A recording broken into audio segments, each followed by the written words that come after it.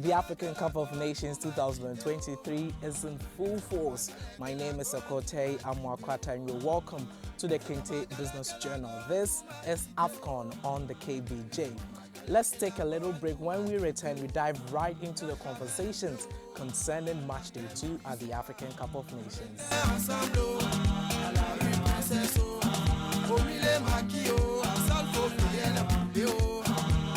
Thank you very much for staying with us. I am so excited to be back on your screens. You know what you have to do. Kindly hit that subscribe button and stay connected with us on the Kente Business Journal right here on YouTube. You can also press the notification button to stay updated as and when we post or upload something over here.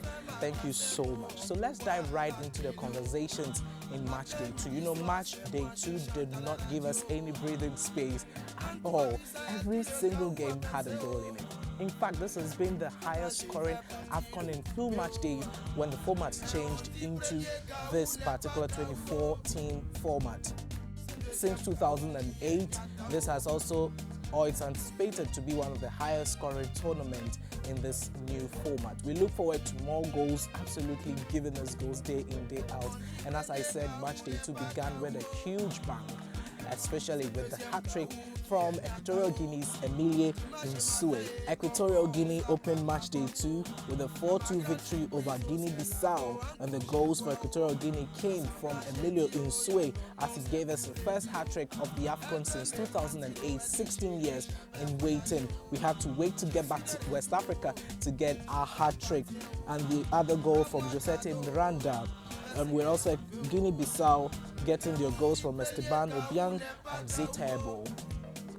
In the second game of this group, we had the host Cote d'Ivoire playing Nigeria, and it was such a cracking game. Very little between the two, but in the end, Nigeria's penalty, which was scored by Trust Ekong, is what settled the deal for the Super Eagles. They took away all 3 points, leaving the host with a very precarious situation as they go on to face Equatorial Guinea in their final group game. I expect so much from that particular game. It's going to be absolutely nerve-wracking for both teams. Let's dive into Group B, and it began with Egypt taking on the Black Stars of Ghana. The goals didn't stop coming. This game ended in a 2-2 after a brilliant brace from West Ham's Mohamed Kudus, and also 2 mistakes from the Black Star defense, giving Egypt opportunity to come back in 2 times, with goals from Umar Mamouche and Mustafa Mohamed for the Pharaohs of Egypt. The second game of Group B was between Cape Verde and Mozambique, the Mambas. Cape Verde continued to impress us as they gave us a 3-0 thrashing to Mozambique. The goals came from Bebe, Ryan Mendes, and Kevin Pina. Bebe scored something that is going to be considered for the goal of the tournament.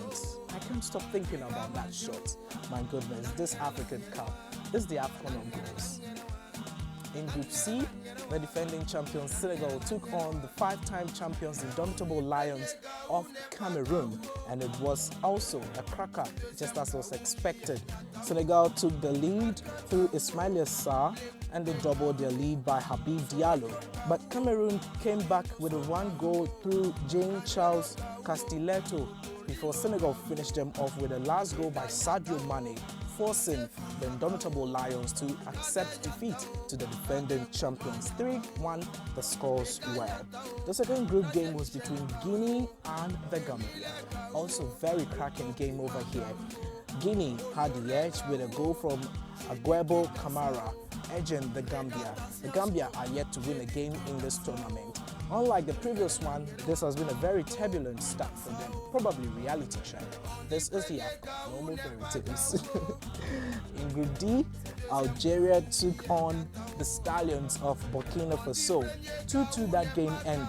Baghdad Bounidjah ending a brace, putting him in top spot on the top goal scorers chart with EMILIO NSUE with 3 goals. He had the brace in this game. But Burkina Faso also got 2 goals from Mohamed Konate and their striker Bertrand Traore, who got his second goal, same through the penalty spot. One of the games of this particular round was the game between Angola and Mauritania. That game ended with 3-2 in favor of the Palancas Negras from Angola. Gelson Dalla had a brace as well in this game, with a other goal coming in from Gilberto. But the headline of this game was when Sidi Bouna Amar scored Mauritania's first ever goal with an absolute sublime strike in this tournament in the history of the African Cup of Nations. And Abubakar Cote, absolutely magnificent strike for the Lions of Chinguetti from Mauritania. They didn't win the game, but it was an absolute morale booster as they go into their final game. Every Mauritanian should be very proud of their team. In Group E, Mali took on Tunisia, and that game ended in a 1-1 draw with Lassana Sinayoko scoring for Mali and Tunisia's Hamza Rafia also equalizing. Both goals came in the first half. Tunisia still struggling in this tournament. They are yet to win a game. They only have 1 point after 2 games, although they were the seeded team in this particular group. Honestly, all the North African teams have been really impressed so far. The second group games was a very, very tough challenge for the team from North Africa. We only live to see how far they're going to go in this tournament. The Bafana of South Africa are working after that significant loss to Mali in their first group game. They came back with a 4-goal thrashing of their neighbors, the Brave Warriors of Namibia. Percy Tau, talk of character, he came back, took a penalty that he missed in the first game at the particular same time to open the scoring for the Bafana. And then we got a brace from Tembi Zwane. Absolutely magnificent play. They had a brilliant game that evening before Maseko added the final goal or the final nail in the coffin before they buried Namibia. In Group F, Morocco, the highly rated Morocco, settled for a draw with the Democratic Republic of Congo in a 1-1 stalemate. Ashraf Hakimi opened the scoring for the Atlas Lions before the Leopards equalized through Silas Mvupa in the second half for them to settle that goal. This means that Morocco sit on 4 points with DR Congo recording the second draw of this tournament. I expect DR Congo to come out all in their final group game against Tanzania. Talking of Tanzania, let's move into the final game of the match day 2 at this African Cup of Nations. It was Tanzania who had the headlines during the week as they fired their coach, Amrush, after he made derogatory comments to the African Cup of Nations as well as the Confederations of African, citing or alleged corruption incidents against the organization.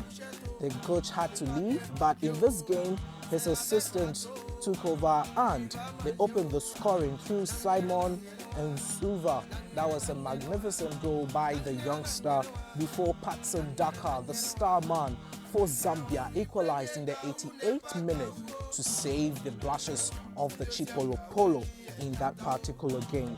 This brings us to the end of the scores in the match day 2. Now let's look at the top scoring chart. As I said earlier, Baghdad, Bunija and EMILIO NSUE are tied on 3 goals each as the tournament progresses.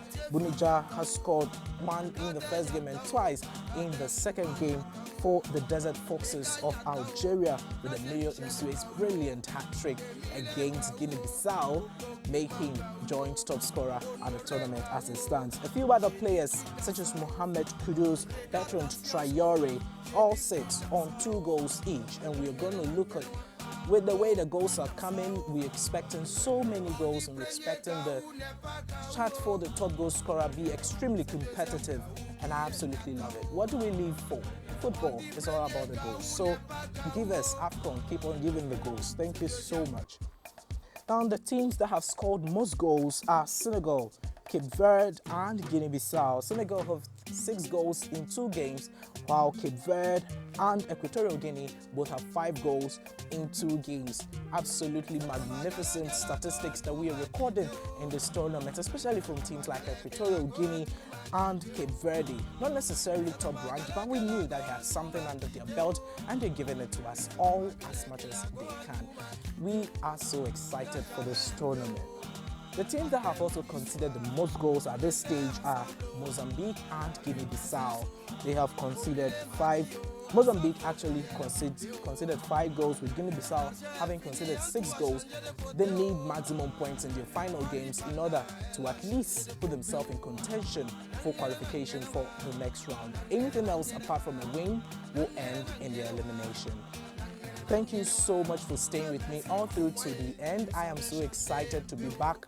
Always will come your way whenever I have the opportunity to do so. Please do not forget to subscribe to the Kente Business Journal. Honestly, just do that right now before this video comes to an end. My name is Cote. Thank you so much, and I will see you in the next episode of the Afcon on KBJ. That's bye for now.